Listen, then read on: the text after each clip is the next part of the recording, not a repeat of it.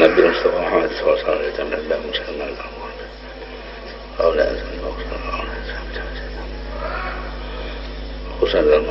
Fatihah.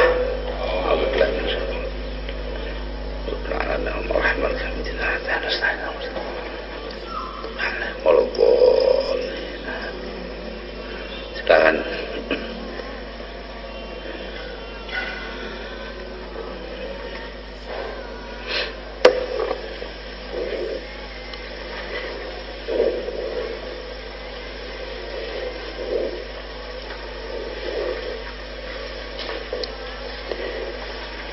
Bismillahirrahmanirrahim. Al-haidu. Faidatun qauluhu sallallahu alaihi wasallam an-nisa'u naqisatu aqlin wa dinin. Bab tentang haid menstruasi. Sebuah faidah sabda Nabi yang mengatakan para wanita kurang akal dan agamanya. Al-muradu bil akli ad-diyatu. Yang dimaksud dengan akal adalah diat. Faqala ba'duhum huwa al-aqlul wariziyyu wa huwa al-munasibu lil maqami. Sebagian ulama berpendapat bahwa ia adalah akal budi yang berlebih, yang lebih. Inilah yang sesuai dengan konteks. Wa binaqsid dini bin nisbati lirijali min haitsu adamu ta'abbudihinna fi ba'dil awqati.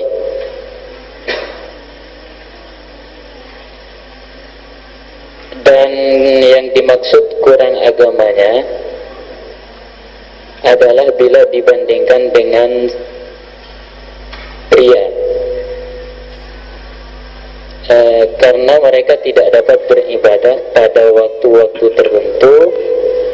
Wa in kunna yusabna 'ala tarki in qasadna 'ala tarki in qasadna imtithala amri syari'i ka tarkil muharramati.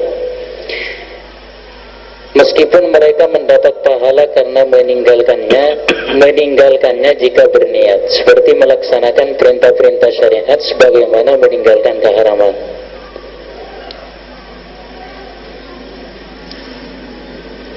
Kitabus salati. Nanti dulu itu ya. Jadi di sini dibicarakan mengenai masalah akalnya perempuan. Apa kurang dari akal laki? Pendapat beberapa orang ulama termasuk mu'alif bahwa perempuan itu akalnya lebih kurang ya dibanding lelaki. Itu kan pendapatnya. Jadi kita tidak boleh mengambil begitu saja, tapi lebih dulu harus melakukan kajian teliti. Nah, dari kajian-kajian yang ada itu tampak bahwa hal itu tidak benar. Karena itu betul sekali yang diucapkan bahwa dalam saat-saat tertentu memang perempuan tidak bisa melaksanakan kewajiban-kewajiban agama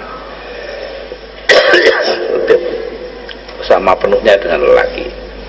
Tapi dibantah sendiri oleh mu'alif dengan mengatakan bahwa hal itu hilang dengan adanya niat yang baik. Jadi kita harus berhati-hati lah. Inilah gunanya kita mempelajari pendapat-pendapat masa lampau ya. Tidak dibiarkan ada terus, tapi kita ikuti untuk memungkinkan kita melakukan penelitian yang mendalam. Nah, ini ternyata masih sangat kurang di lingkungan kita. Umumnya ya pendapat tadi itu bahwa perempuan itu kurang akalnya dibandingkan. Nah, dalam kitab ini dipersoalkan kata-kata akalnya kurang itu, berakal itu. Nah, di sini akal itu dibagi dua, yang khariji dengan yang tidak. Nah ini yang menimbulkan masalah. Akal itu ada yang sesuai dengan apa yang diturunkan kepada kita, ya, atau keadaan fisik atau tidak. Nah saya rasa kalau sesuai dengan keadaan fisik ya lelaki dan perempuan sama saja. Katakanlah sekarang seorang lelaki bisa saja mengambil keputusan keliru sama dengan perempuan dalam satu soal. Nah, tapi ya ini pendapat dari masih kuat sekali kalangan beberapa ulama. Bagi Bisri Santuri sendiri tidak setuju adanya perempuan memimpin drum band itu dulu ya. Padahal ya mestinya kita kalau tidak boleh semua gitu, jangan hanya ini. Nah dalam aplikasinya ini terjadi. DPRD tingkat 1 Sumatera Barat mengambil keputusan bahwa perempuan tidak boleh keluar rumah setelah jam 9 malam tanpa mahram. Nah kalau dilarang dua-duanya, jangan hanya satu macam saja.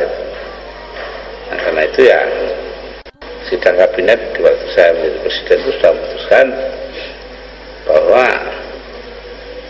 boleh saja menggunakan apa yang dinamakan syariatisasi apa kayak ya, tapi asal tidak bertentangan dengan undang-undang dasar gitu. Ini pegangan kita nomor satu. Nah, yang menentukan bertentangan dengan undang-undang dasar atau tidak adalah Mahkamah Agung, bukannya siapa-siapa. Ini juga belum bisa dari sepenuhnya, bahkan oleh para pejabat negara. Kapolri, Kepala Polisian Negara Indonesia waktu itu, yaitu Dai Bakhtiar, menyatakan bahwa para mahasiswa yang demo di depan rumahnya Megawati Soekarno Putri, waktu itu presiden, di Jalan Tugu Umar, mengganggu ketertiban umum. Saya ajukan persoalan, loh, siapa yang menentukan ketertiban umum terganggu atau tidak? Bukan polisi kan hanya menjalankan saja. Dia tidak berhak. Polisi itu hanya menjalankan apa keputusan-keputusan dari Mahkamah Agung. Mahkamah Agung yang menilai. Jadi persoalan itu harus kita dudukkan secara serius, secara betul-betul, tidak boleh terganggu. Nah, jadi ini sekedar menunjukkan bahwa masalahnya luas, sehingga jangkauannya itu tidak sekecil yang kita duga. Sama dengan fatwa MUI yang mengatakan bahwa Ahmadiyah dilarang. Ini bukan Saudi Arabia kok ini. Saudi Arabia boleh juga begitu-begitu, karena memang undang-undang dasarnya itu adalah Quran. Dan kita kan undang-undang dasarnya ada sendiri, jadi tidak boleh bertentangan undang-undang dasar. Nah itu kelihatannya enteng ya fatwanya itu tidak boleh dianggap aliran sesat. Loh, menentukan sebuah pandangan itu saja, siapa yang berhak? Apa Majelis Ulama atau Mahkamah Agung? Itu persoalannya di situ. Ini masalah teoretik yang menyangkut bermacam-macam persoalan. Ya, jadi saya sendiri juga nggak setuju dengan pendapat bahwa apa itu namanya Ahmadiyah itu dianggap murni Islam. Saya berpendapat juga yang mereka kalau tidak mau ngakui Nabi kita sebagai Nabi terakhir ya berarti keluar dari lingkaran Islam. Ya, tapi tidak berarti bahwa mereka harus dilarang. Antara keluar dari lingkaran keyakinan Islam dan perintah keluar dari Islam, perintah penghapusan dan pelarangan, itu dua hal yang berbeda sama sekali. Karenanya kita harus hati-hati dalam soal ini. Tapi ya rupanya Majelis Ulama Indonesia itu tidak hati-hati sih. Jadi ya saya naik di ya. Apalagi apalagi yang bikin usul ini ujungnya dari NU sendiri. Nah, jadi kita harus terpaksa berbaik di muka umum, itu kan tidak baik juga. Ini sekarang timbul lagi masalah. Kemarin Panglima TNI pidato, hendaknya komando teritorial dihidupkan lagi. Ada Babinsa, ada Koramil, ada segala macam itu. Saya buat pernyataan, sedikit terlambat saya pernyataan di koran nanti konferensi persnya, saya tolak itu. Kita ini sudah ada undang-undangnya kok, bahwa pada tahun 2005 harus diselesaikan. ABRI sudah tidak boleh lagi berfungsi politik sebagai institusi. Nah, sebagai lembaga, kalau TNI mau berfungsi politik itu orang per orang, ada yang jadi menteri, jenderal-jenderal itu, ya itu berarti fungsi politik kok, nggak apa-apa, ada masalah itu. Tapi jangan fungsi sebagai lembaga. Kalau sebagai lembaga nanti menghambat munculnya demokrasi. Ya, silakan terus. Kitabus salati. Faidatun afdalu ibadatil badani as-salatu. Tentang bab salat. Suatu faidah, ibadah badan terbaik adalah salat. Farduha afdalul fardi wa nafluha afdalun nawafili. Kefarduannya adalah kefarduan terbaik dan sunnahnya adalah kesunnatan terbaik. Lakin saumu yaumin afdalu min rak'ataini bal wa ma fawqahuma. Idza tada al-'urfu annahu qalilun fi janibi yaumin fa huwa afdalu minha min haitsul aktsariyatu. Namun puasa sehari lebih baik daripada mengerjakan salat 2 rakaat, bahkan lebih jika dibandingkan secara serampangan garing kebiasaan puasa terbilang sedikit di hadapan nominal sehari. Puasa lebih baik daripada salat dari sisi banyaknya.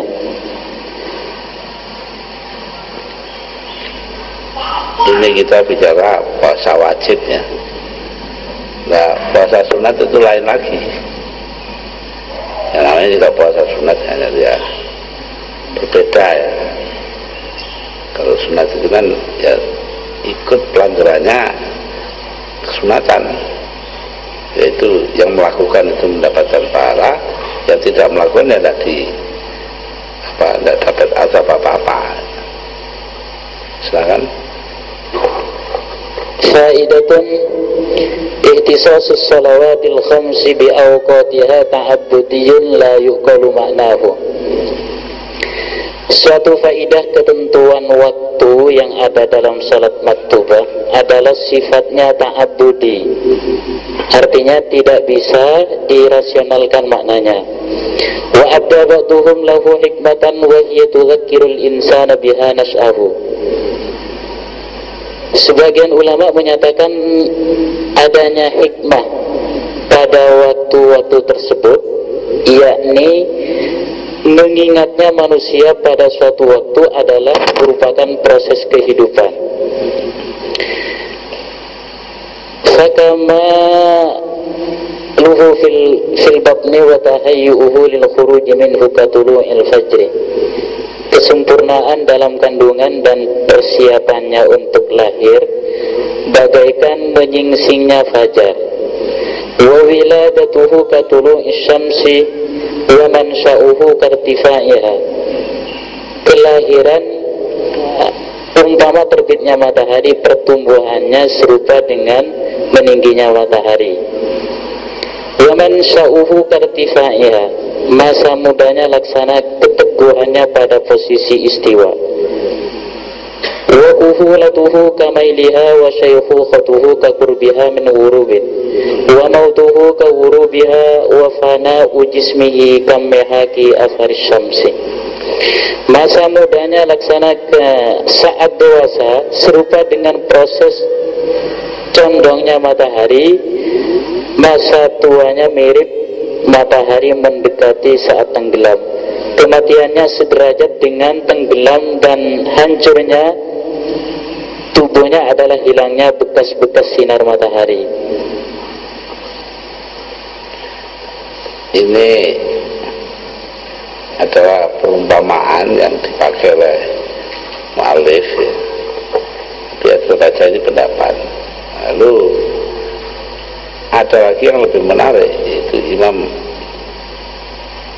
Bayazid al-Bustami, seorang imam sufi, itu mengatakan awajtu khamsa marrat kulla yaumin, saya mi'raj setiap hari 5 kali. Artinya apa? Dia menyamakan orang sholat itu dengan mi'raj ke Sidratul Muntaha. Ya bagaimana caranya ada itu, dalam kitab-kitabnya itu diterangkan, itu dari takbiratul ihram sampai kepada ruku ya, itu adalah bagaikan Isra ya, atau perjalanan malam dari ruku sampai kepada julus, itu sama dengan orang pergi dari Baitul Maqdis ke langit. Tapi orang salam itu bagaikan, menurut dia itu bagaikan berada di Sidratul Muntaha. Itu yang biasalah imam-imam itu kan ya menggunakan bermacam-macam perumpamaan. Ya kita sebagai manusia mempelajarinya gitu aja. Silakan. Ahkamul masajidi, ketentuan-ketentuan yang berkaitan dengan masjid. Faidatun law ishtaraka jama'atun fi bina'i masjidin dunya likullin minhum baitun fil jannati. Suatu faidah, apabila suatu masyarakat membangun sebuah masjid, maka disediakan bagi mereka rumah di surga. Kama law a'taqa jama'atun abdan fa inna kullan yu'taku minan nari. Seperti juga ketika mereka membebaskan seorang budak, maka berarti mereka telah dibebaskan dari api neraka. Fa inna wa yusannu bina'uha fid duwari wa yukrahu fima tukrahu fihi salatu illa al-hammama wal maqbaratal mundarisata. Disunnahkan membangun masjid di tengah-tengah pemukiman masyarakat, dan dimakruhkan membangunnya di tempat-tempat di mana melaksanakan sholat dimakruhkan, kecuali pemandian dan kuburan yang telah hilang bekasnya. Ya, ini pendapat daripada mu'allif ya, dan katakanlah ulama-ulama yang sepandangan dengan dia. Jadi ketentuan agamanya tidak ada. Bahkan ada masalah yang lebih gawat lagi, yaitu pengertian masjid yang dikatakan sebaiknya dibangun di tengah-tengah permukiman. Ini menimbulkan masalah. Ini dulu saya tulis di tahun 76 kalau nggak salah, di dalam majalah Tempo. Itu Jember. Biasanya ini ketentuannya masjid itu balad. Jadi masjid itu dibangun di balad. Nah, balad itu ukuran kita itu adalah kampung. Berbeda kampung ya berbeda masjid gitu. Nah, di Jember sekarang persoalannya bukan begitu. Baladnya sama tapi RT-nya lain. Nah, itu bagaimana itu? Ini kita melihat ya, bahwa administrasi pemerintahan pun ada kaitannya dengan ibadah. Tidak begitu saja masjid didirikan di dua masjid dalam satu RT, boleh nggak itu? Nah, begitu itu ya maklum lah ya, kiai-kiai itu kan memang senantiasa harus awas terhadap perkembangan masyarakat. Itu ada ditanyakan di dalam Basul Masail.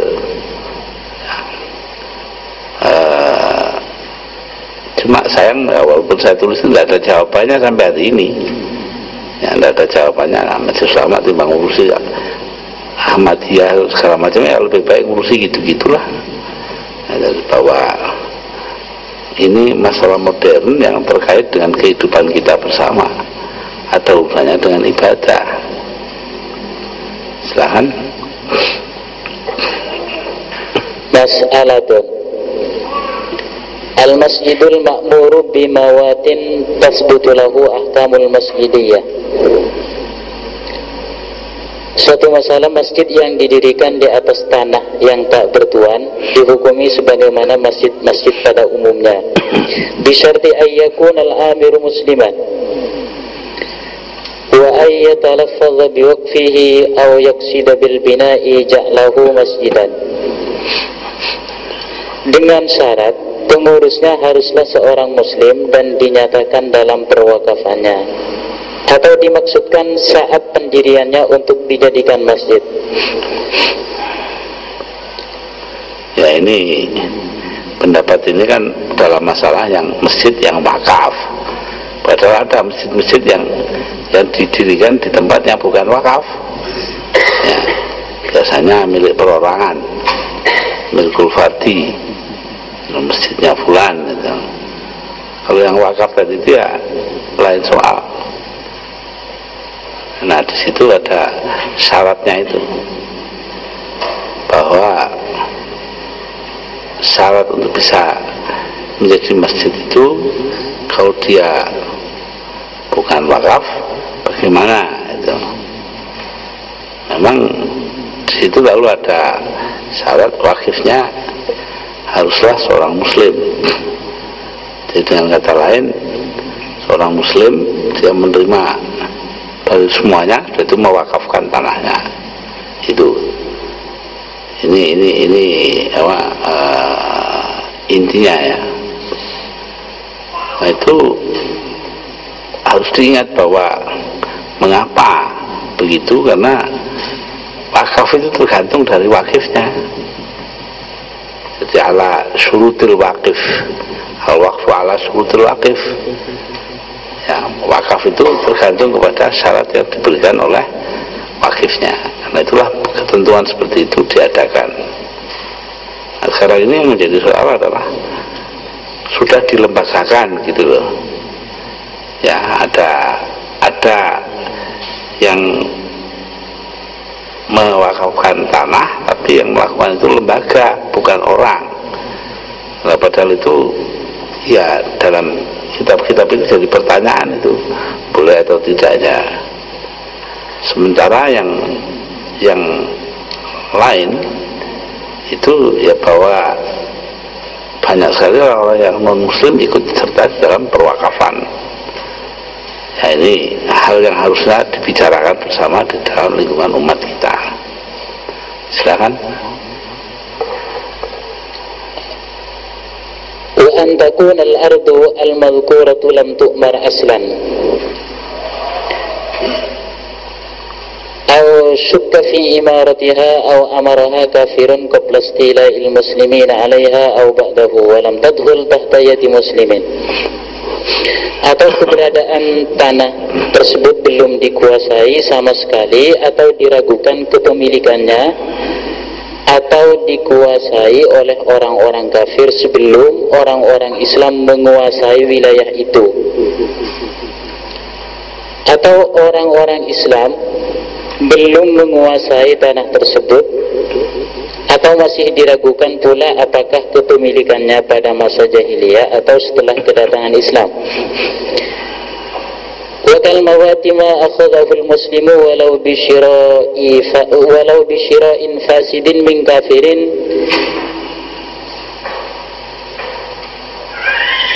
dan sebagaimana pula tanah tak bertuan adalah sesuatu yang diambil oleh orang Islam meskipun dengan cara transaksi yang cacat dari orang kafir.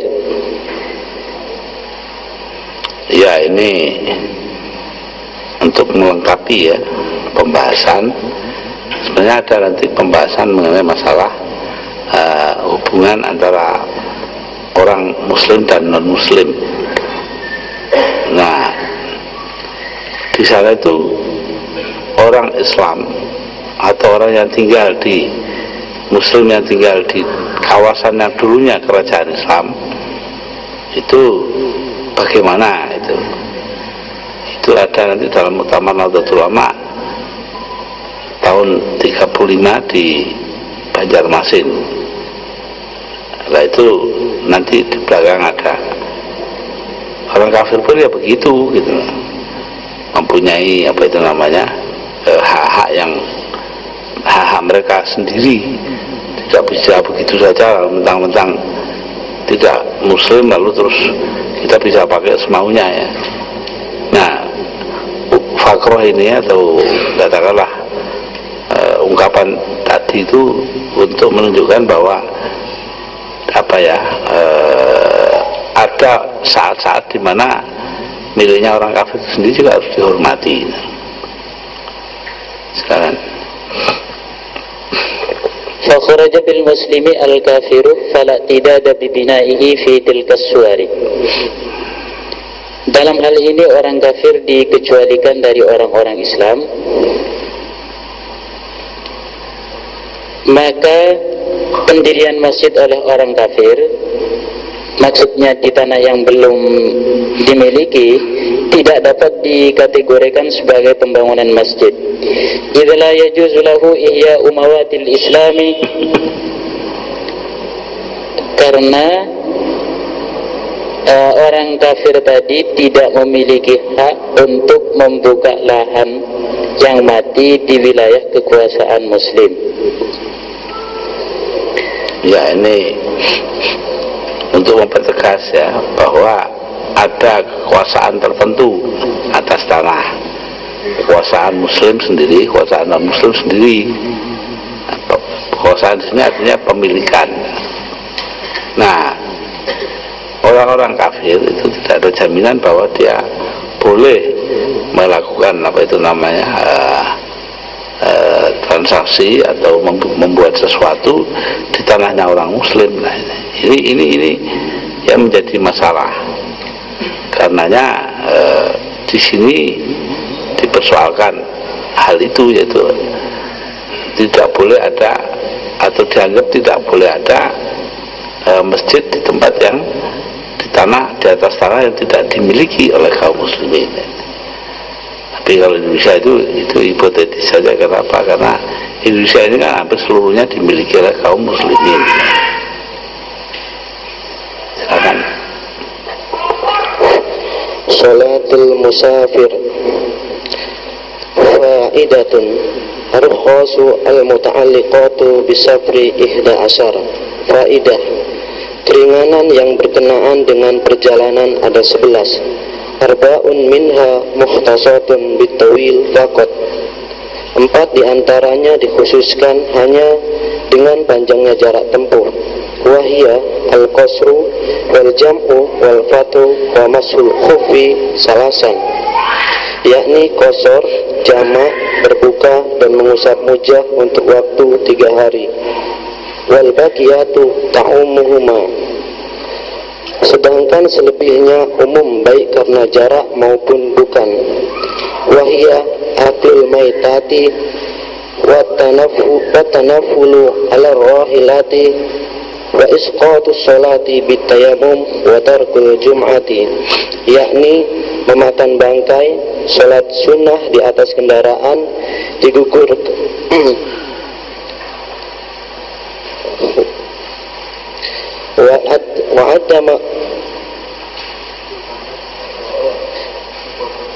digugurkannya mengkodok sholat. Wa adamal qada'i lidorati zawjati khodat ikura'ati wa safari bil wadi'ati wal ariyati li'udrin. Tidak perlu mengkodok karena istri tertimpa bencana, bepergian karena wadi'ah atau menyampaikan titipan, dan meminjam sesuatu karena uzur.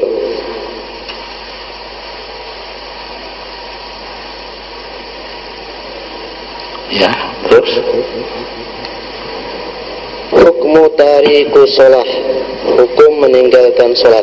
Mas'alatun tariku sholati bi kulliyatil mukhillu bi ba'diha fasikun bil ijma'i katariki zakat. Masalah, orang yang meninggalkan sholat secara keseluruhan dan menyepelekan sebagiannya dinyatakan fasik secara ijma'.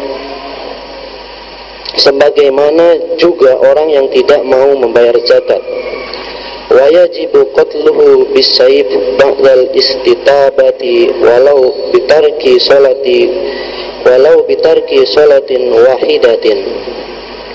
Ia wajib dibunuh setelah ia diminta untuk bertaubat, tapi masih saja enggan melaksanakan sholat walaupun yang ditinggalkan satu sholat.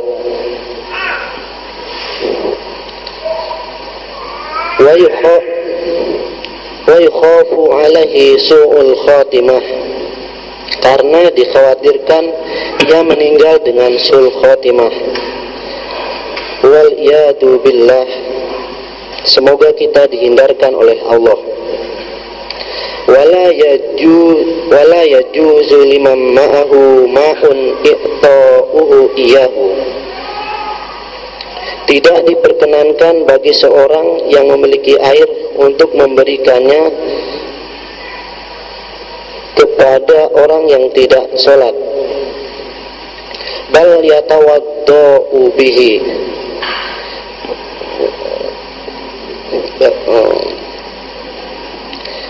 wa yutraku atsan, tapi ia tetap berwudu dengan air tersebut.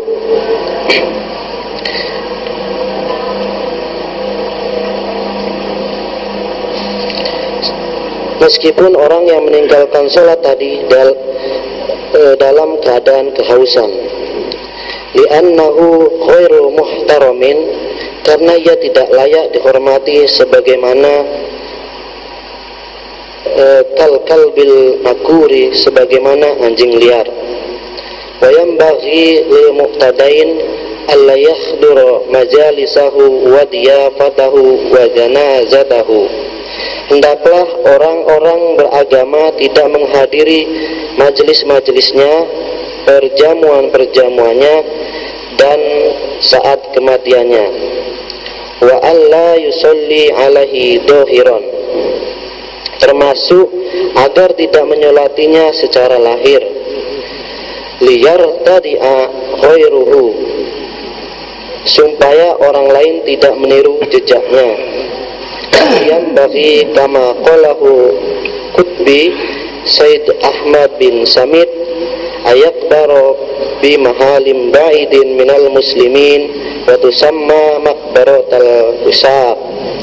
Bahkan sebagaimana pendapat Al-Qut Said Ahmad bin Samit, hendaklah ia dikuburkan jauh-jauh dari pemakaman muslim, dan makam mereka dinamai makam orang fasik.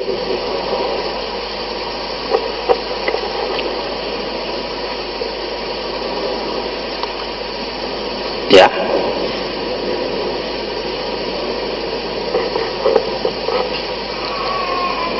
Al-janaiz, jenazah. Faidatun al-maut mufariqatu ar-ruh, al-maut mufariqatu ar-ruh wal jasad.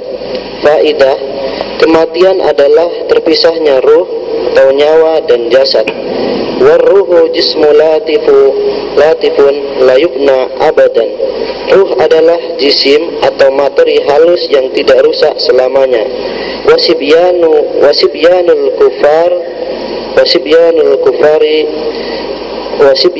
kufaru kafarun fi ahkami dunya, muslimuna fi ahkamil akhirah. Bayi-bayi orang kafir dinyatakan kafir dalam urusan-urusan keduniaan dan dianggap muslim dalam persinggungannya dengan akhirat.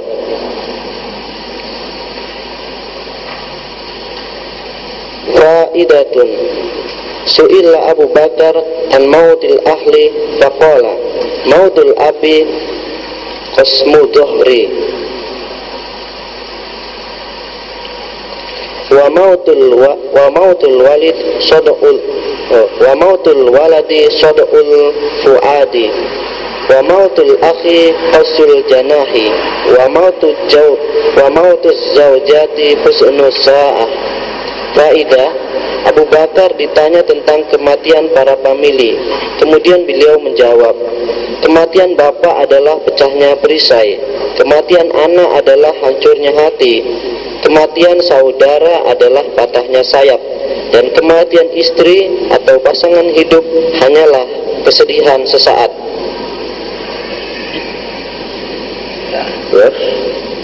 Mas'alatu yajibu tajhiju kulli muslimin mahkumin bi islamihi.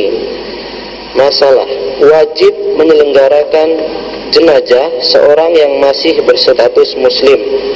Wa in buhishat dunubahu wa kana tarikan lissolati wa ghuriha min ghuri juhudin. Meskipun sangat buruk perilakunya, bahkan meninggalkan sholat dan lain-lainnya sepanjang tidak menentang. Wa yasimu kullu man alima bihi aw qashara fi dzalika li'anna la ilaha illallah wiqayatul lahu minal khuludi finnar. Berdosalah setiap orang yang mengetahui dan merekayasa diri untuk tidak menyelenggarakannya, karena kalimat la ilaha illallah melindunginya dari kelanggengan di neraka. Hada min haitsu zahirun, ini secara lahiriah. Wa amma batinan famahilu dzalika haitsu hasunat al-khatimatu bil mauti alal yakin wa sabati ala dini. Sedangkan pada hakikatnya dia bila ia meninggal dengan husnul khotimah dalam keyakinan dan ketetapan agamanya, fal a'malu unwan, maka amaliyahnya menjadi petunjuk. Ya, terus Intaha.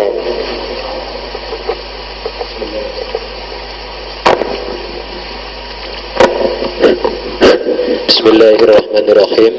Kitabuz zakati, bab menerangkan zakat. Mas'alatun, qala at-Tirmidzi al-Hakimi wa ghairuhu min as-sufiyah la zakata 'ala al-anbiya'i 'alaihi wassalatu wassalam. Suatu masalah, At-Tirmidzi dan tokoh-tokoh sufi menyatakan bahwa tiada kewajiban zakat bagi para nabi. Idz la milka lahum Allah, karena tiada kepemilikan yang diwajibkan zakatnya oleh Allah. Lakin alladhi naqalahu al-juhabadha 'anil nasi annahum yamlikuna ka ghairihim. Sementara lain halnya Juhabadha berkomentar lain, para nabi memiliki hak milik sebagaimana yang lain. Balil zahiru anna milkahum atammu wa 'azamu litamami kamalatihim fi sairil ahwal.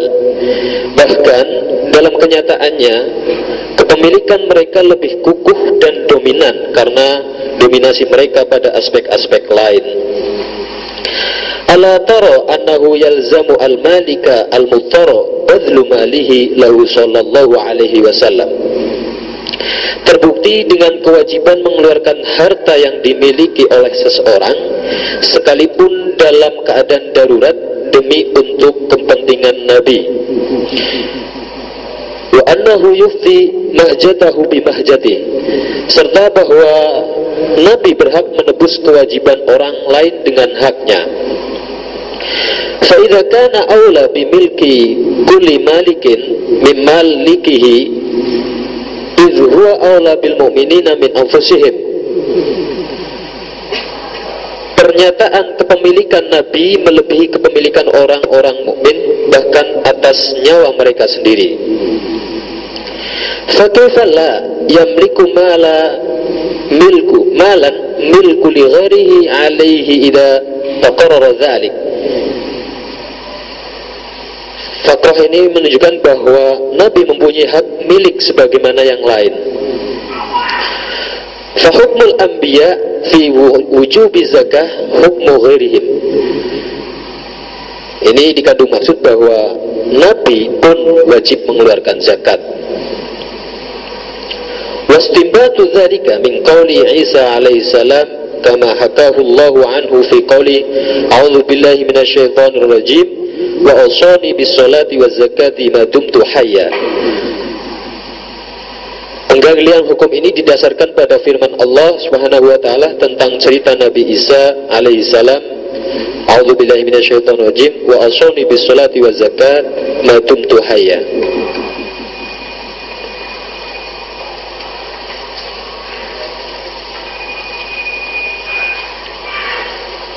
Ya, sudah.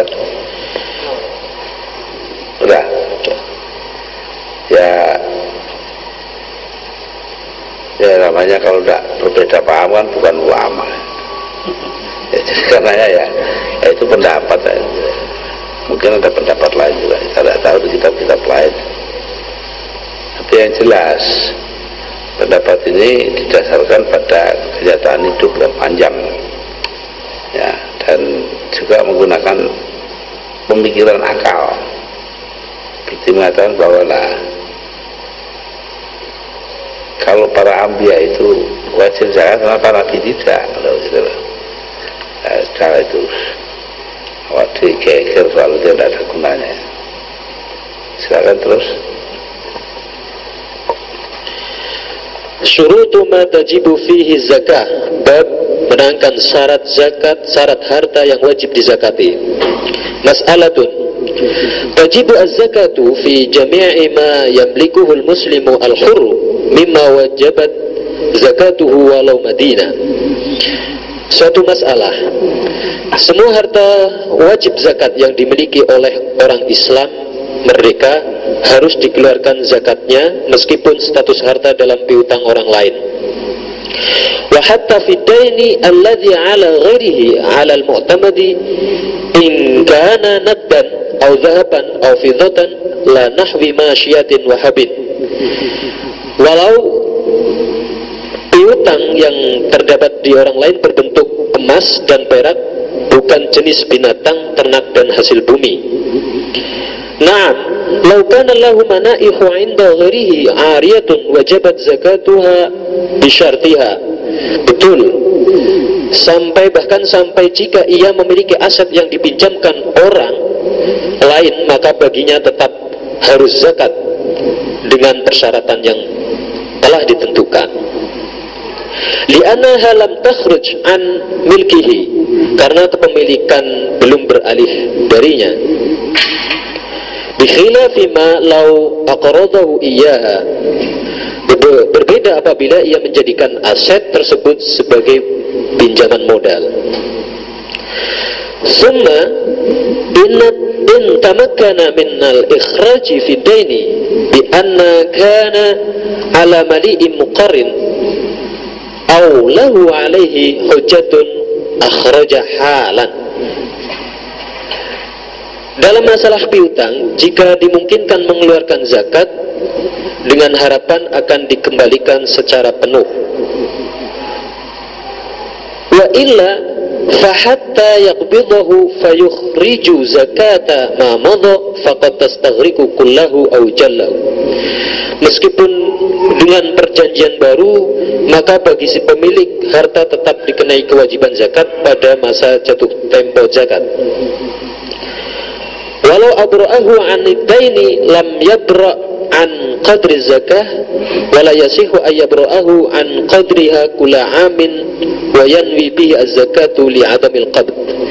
Namun apabila harta ternyata tidak dapat kembali pada masa jatuh tempo hutang, maka kewajiban zakat dibayar ketika harta telah kembali. Ini tadi mengenai waktunya ya, waktu pembayaran zakat. Tapi ini semua menunjukkan kepada kita betapa para ulama itu berhati-hati dalam soal zakat, begitu rupa, karena ini menyangkut bukan hanya kepentingan muzaki tapi juga orang lain gitu loh. Jadi ini kepentingan umum, pembayaran zakat itu kepentingan umum. Yang terima siapa ya, sabul mustahiknya lah ya, itu dari harta orang-orang sekitar Madinah, orang Kristen dan Yahudi. Nah, itu menjadi miliknya Allah, artinya membiayai ibadat buat masjid dan sebagainya, pondok-pondok, dan kepentingan Rasul, kegiatan itu dibiayai, pengajian dan sebagainya, dan juga pencetakan tablet dan sebagainya itu masuk di situ, dan anak yatim serta ibnu sabil ya. Nah, para sanak keluarga yang memerlukan dan orang yang berjalan di jalan Allah, ibnu sabil. Maksudnya apa? Kok perlu dibuat begitu? Kaila yakuna dulatan bainal minkum, agar supaya harta benda yang terkumpul itu jangan beredar hanya di kalangan orang-orang kaya saja di antara mereka. Nah, ini inti ini dalam Islam itu jarang diberlakukan kepada umat, malah justru lucunya kepada orang non muslim. Padahal dalam Quran jelas tidak ada yang mengkhususkan pada non muslim, tapi juga umat juga kena ini. Harta benda itu tidak boleh lalu tertumpuk di tangan sebagian kecil orang, yang lain tidak ikut menikmati. Nah, itu adalah apa yang dibilang sebagai harta ya. Wah, banyak sekali lah, tapi jarang sekali dibicarakan. Kenapa? Karena memang kitab-kitab biasanya ya dikarang untuk orang-orang Islam. Itu padahal ya kita sekarang di masyarakat yang sangat kompleks ya. Apakah masih wajib apa tidak dan seterusnya, itu harus dibicarakan dengan teliti. Silakan. Faidatun. Qala fil Ihya, "Law kana 'alaihi daynun mustaghriqu malihi fala zakata 'alaihi, li'annahu laysa ghaniyan. Id al-ghaniyyu ma yufaddilu 'anil hajah." Suatu faidah, Imam Al-Ghazali berkata atau berpendapat dalam Al-Ihya, apabila seseorang memiliki hutang yang menghabiskan hartanya, maka tiada kewajiban zakat baginya, karena ia bukan termasuk orang kaya.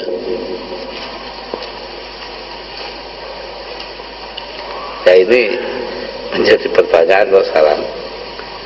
Setelah BLBI yang mendapat bantuan likuiditas Bank Indonesia itu pinjam ratusan miliar, lari ke luar negeri lah. Ini bagaimana ini? Ya banyak yang non muslim, tapi yang Islam juga ada. Nah, itu harus kita bicarakan. Sayangnya di kita itu jarang ada kesadaran sosial seperti ini, ya dibiarkan saja.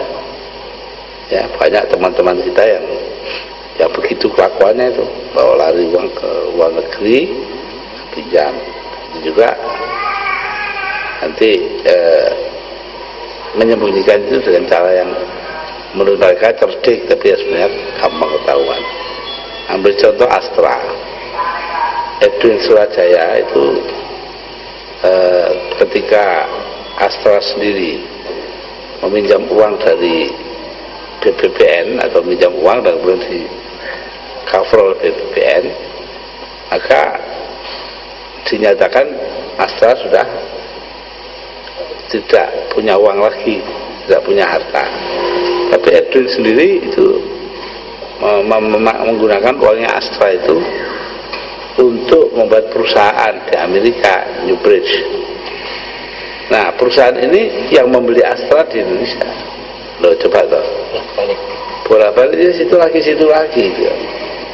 Jadi kita melihat bahwa dalam hal ini jadi semacam pinter-pinteran saja, penipu. Nah, ini dibiarkan oleh sistem hukum kita. Nah, seharusnya ya kita ya menyinggung soal begini, tapi karena kiai-kiai kita tidak ngerti urusannya, satu, dan kedua juga takut kepada pemerintah, karena pemerintah itu ya lebih condong untuk ikuti mereka. Nah, inilah sebabnya mengapa pemerintahan kita harus demokratis, ya, pemerintahan kita harus benar. Kalau tidak demokratis ya seperti itu, takut pada pemerintah, dia membelani yang kaya itu. Terus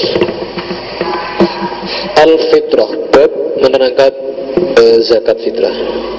Mas'alatun yajuzu at-tawkilu fi ikhraji al-fitrah lahu wa li mamunihi ba'da dukhuli Ramadan wa kadza qablahu in najjaza al-wakalah.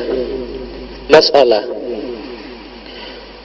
diperkenankan mewakilkan pengeluaran zakat fitrah, bahan makanan yang disediakan untuk zakat, baik sebelum maupun setelah datangnya Ramadan, jika proses wakalah telah terlaksana. Kawakaltuka fi ikhrajiha wa la takhrujuha illa fi Ramadan la in 'alaqaha ka idza jaa Ramadan faqad wakaltuka, qalahu Ibnu Hajar wa Abu Mukhrimah. Ini dikandung maksud tidak diperkenankan mengeluarkan zakat fitrah selain pada bulan Ramadan.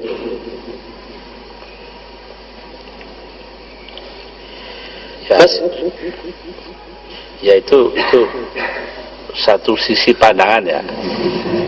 Satu lagi yang tidak dimuat itu adalah bukan soal waktu tapi soal penerima.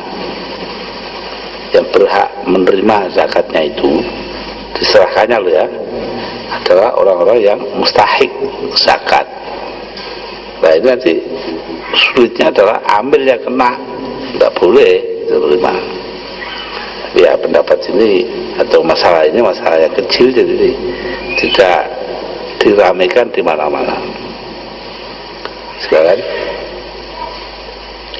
mas'alatun yajuzu lil mu'addi anhu ikhraju fitratihi min malihi bi ghairi idznil mu'addi wa tasqutu 'anil mu'addi la min malil mu'addi bal yadmanuha wa la tujzi'u illa bi idzni. Suatu masalah, diperbolehkan membayarkan zakat bagi orang lain tanpa seizin yang dibayarkan, dan kewajiban zakat bagi orang yang dibayarkan telah gugur.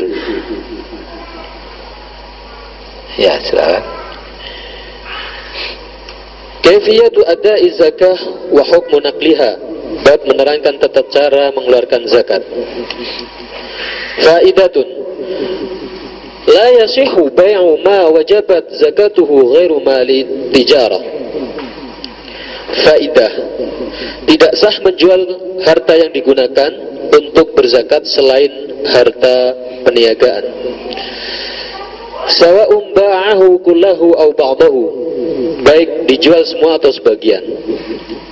Wa hina idzin yatulu fi qadriha fayarudduhu al-mushtari wa yastaridu qadrahu min az-zaman wa yasihu fil baqi. Apabila memang dijual, otomatis batallah transaksinya senilai kewajiban yang harus dikeluarkan, sedangkan yang lainnya tetap sah. Mas'alatun yajuzu daf'u zakati li sultan wa in kana jaira. Suatu masalah, boleh menyerahkan zakat pada pemerintah meskipun zalim atau pemerintah yang menyeleweng. Aw yusarifuha fi ghairi masarifihi fi ghairi masarifiha idza akhadhaha biniyati zakah. Apabila pemerintah memungut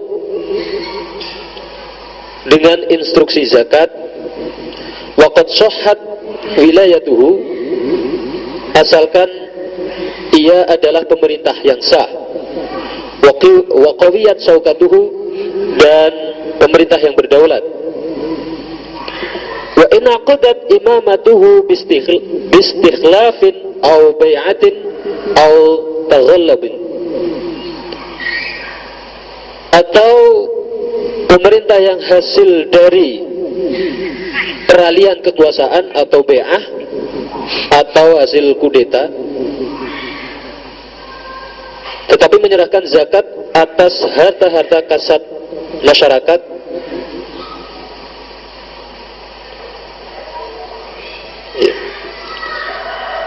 ya ini soal ini terkait dengan masalah yang lain, itu bagaimana hubungan warga negara dengan pemerintah.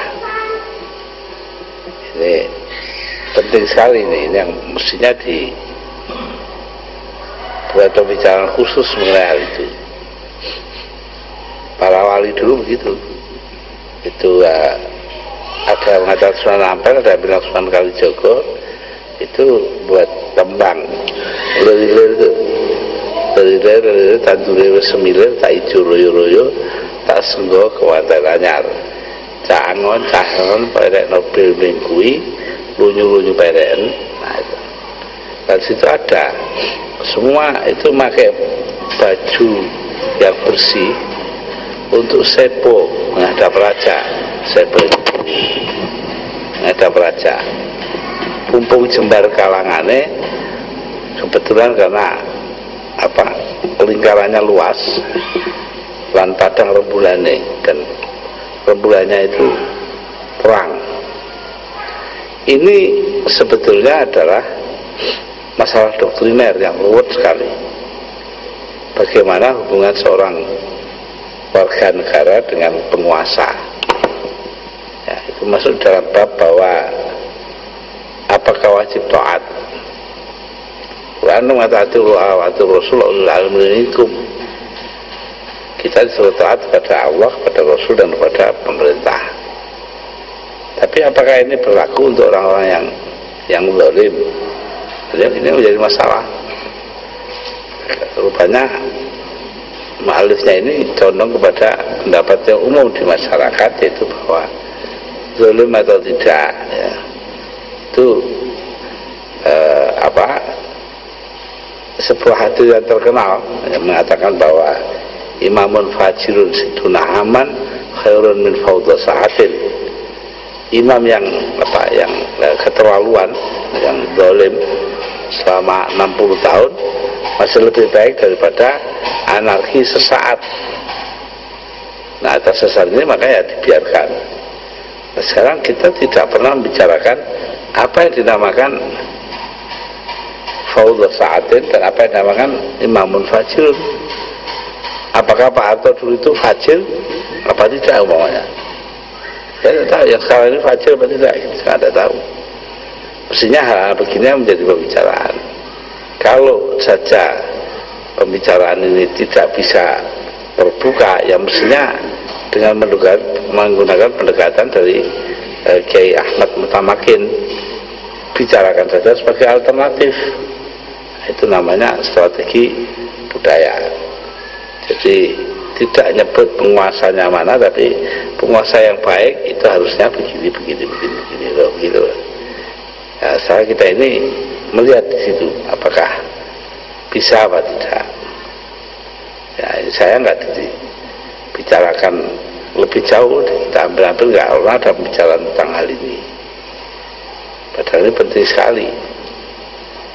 Akibatnya adalah bahwa orang lalu membicarakan masalah ini di luar struktur atau sistem yang ada. Nah, ini seperti di Timur Tengah itu munculnya adalah ikhwanul muslimun yang jauh di bawah tanah, jadi tidak pemerintah. Lalu karena ikhwanul muslimunnya tidak cukup kuat untuk nuding pemerintah, ya anggap semua hal yang tidak terkait dengan pendapatnya itu sebagai buatan imperialis. Nah ini, jadi semuanya itu ya gimana ya, karena kita masing-masing melepaskan diri dari tanggung jawab, ya begitu itu. Saya rasa juga akan demikian. Maka lebih buruk lagi kalau tidak diatasi, itu bisanya ya muncul yang sekarang kita lihat FPI dan sebagainya itu.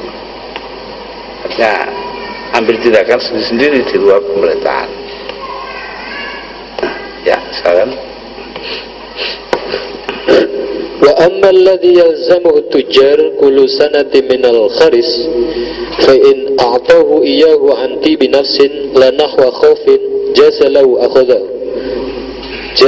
ahluhu wa illa fala yamlikuhu wala at-tasarrufu fihi wala tabra'u bihi zimmatuhum 'anil zakah wa inna wauha bihi.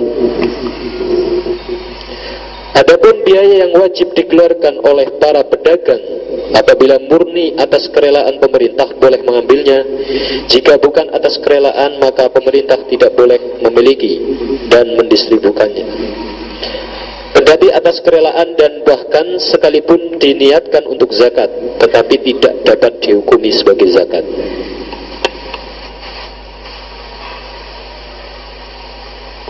Ya, ini suaranya memang kita agak sulit ya. Apa yang kelihatan berzakat tapi bukan zakat. Jadi sebenarnya itu banyak saja. Artinya penghasilan dari usaha kita ya yang tidak mencapai nisab, itu sebenarnya hukumnya sama seperti zakat tapi bukan zakat ya gitu. Tidak kena zakat. Nah ini kita sama sekali nggak dibicarakan di kita. Jadi orang yang penghasilannya kurang dari abang zakat terus jangan ngeplay gitu aja, ada bayar gitu. Itu akibat daripada keengganan kita untuk berbicara dengan baik.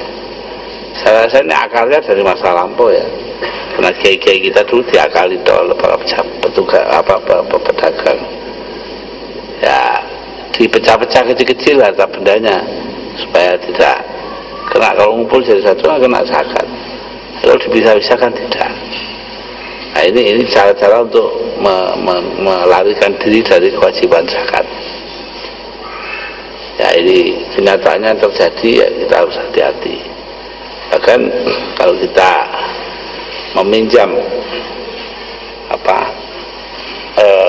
persilaan Scott, seorang ahli sosiologi, itu Asia Tenggara ini dulu tempatnya untuk mengembangkan apa yang dinamakan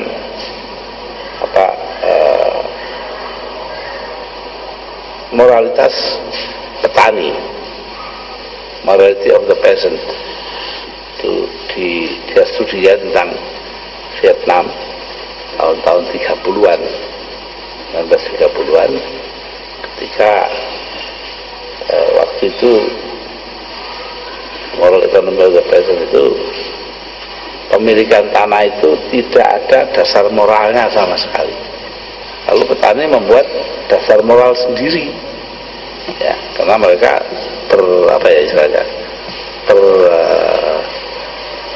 terhisap atau terkungkung oleh sistem yang tidak bermoral sama sekali. Nah, itu dikatakan moral peasant, ya, ke moralitas para petani. Nah, ini di kita nggak ada pernah dibicarakan soal begini. Ya, karena itu hukum Islam kita ini memang masih perlu banyak sekali pembicaraan-pembicaraan yang mendalam. Ya, saya rasa sudah cukup ini. Besok kita teruskan. Rabbana atina min ladunka rahmatan wa hab lana min amrina rasyada. Rabbana atina min ladunka rahmatan wa hab lana min amrina rasyada. Rabbana atina min ladunka rahmatan wa hab lana min amrina rasyada. Sallallahu alaihi wasallam.